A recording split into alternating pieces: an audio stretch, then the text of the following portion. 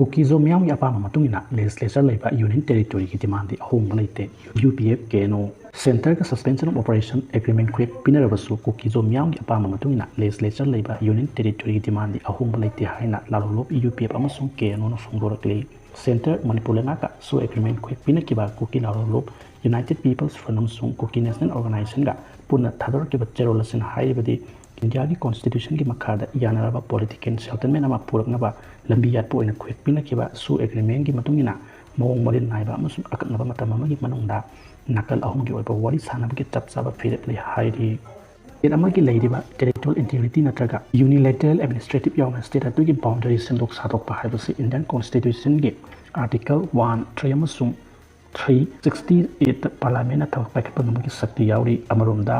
National Highway number 2 Impal Dimapur lambi gi matang na paladuna National Highway ase kukizo miyamna kaidanungda thingsin khide ekesina appeal tawkiba wafam di lambi asigi Kangpokpi district ki sarukta Central Security Force ta cooperation piduna tangai fadaba polam sim ningtina putoposin yahan ba haibani buffer zone fauduna mitay amsung kukizo gi miyam athingba laitana satok sasin tawgi wafam laite highway ase ngak sen ba haibasi India lenga amasung deploy tawriba Force की थौदांगनी Indian constitution legislature लेबा union territory अमगी तमक political dialogue सत्तबदा Kuki-Zo मियाम की अनिंग अपाम अदुदा UPF अमसुंग केनो ना लेगनी separate administration की demand हांदोकप लेते हाइरी नौना सु sign तौखरबा मतुंग cookie दी मफम सिंगदा मितै संगबा यारोय हाइरकपा लाल लोइद्रि हाइबनी कुकीजो नार्को टेररिस्टना मिसिंगनी कुलुमदोइगी मे अहुमदगी मणिपुर की मियाम मरो ओइना मैतै सिंगी मतक अतमना Landar kiba wathok ki warosin puruktuna ing tap ki khongthang ama oina Ministry of Home Affairs Manipur government amasung Kukizo group singa wari sanakiba gi matung ina September marida tripartite suspension of operation tawkre tripartite su agreement adu de yawriba hiram sing di September mari lising ni kunna manga dage su sahi ama sangdokpa joint monitoring group amana yengsinba Manipur ki territorial integrity ngakpa designated game gi masing hantahanba Irang thokpa yaba mafamdagi kem tayet hongdokpa manung su mapaleba ki khulai paiba singa mari thamba yadaba khulai sing CRPF natraga BSF ki kem singa thamba foreigner sing khandopa kedar sing verification sathaba security amadi misam singa attack sathadaba senthai thungkhai mi fawa yadaba India lenga pathap ki makhada wari sanaba amadi kanglon kaidrabadi keno natra UPK da operation sathadaba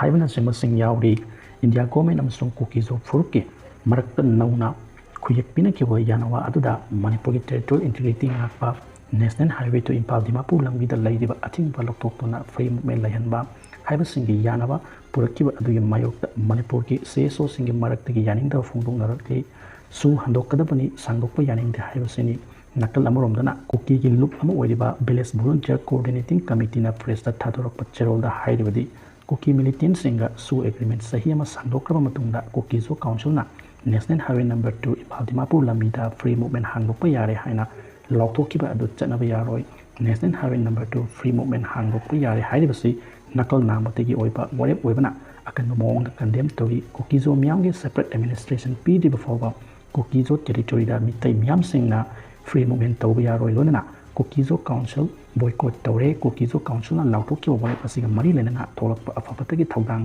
pumnama council asina pugadabani So group sing asi kukizo miyam gi mihut nate haibana singba wayet ki akan wafum sing thamlakkiba asina Manipur wato ki warusin purle haina lawba ya dawribara kukizo council na lauthokiba yanawa sing amadi so group sing asi kukizo miyam gi mihut nate haiba akan mong gi singnaba lairiba asina maram oiraga village volunteer coordinating committee angam tanamba ki bukna duna makoi mesel gi marak hana sonaba gi irangi awaba miyam da mayona kadra haiba ki chawna chingnaba leiri nakalamoromdana Manipur gi irangi tandulai taraba Pibamda puraknabagi tamak Impalda lagtuna mitegi seso singa wari sanakiba aduda saruk yakiba thadau group ki losingba thadau literature society Assam ke chairman Nehkam Jamhaubo kuki laloluk kyarena mayumdagi pharaga pukraba matung tamthin hatok kibagi wathok asi su laina loba yadaba masel ge muknabani haina lowi illegal immigrants sin kuki terrorists na India government amasung Manipur government ge matak landaduna separate administration ki demand tawduna war crime satharakpa haibasi India ki security da Achoba singnaba crime oibana nakpi fam thokta maragi matungina logi oibat matik saba charpi fam thoi adubu India government na nakpi duna su sangboktuna hiram kharata yana waro sahi tawna ki adugi ona tainabada makhatana singnabgi lanjang sat tharakpa tarbadi lenga amadi miyamna makhatana nakpi nabgi fide adum leigo dawribra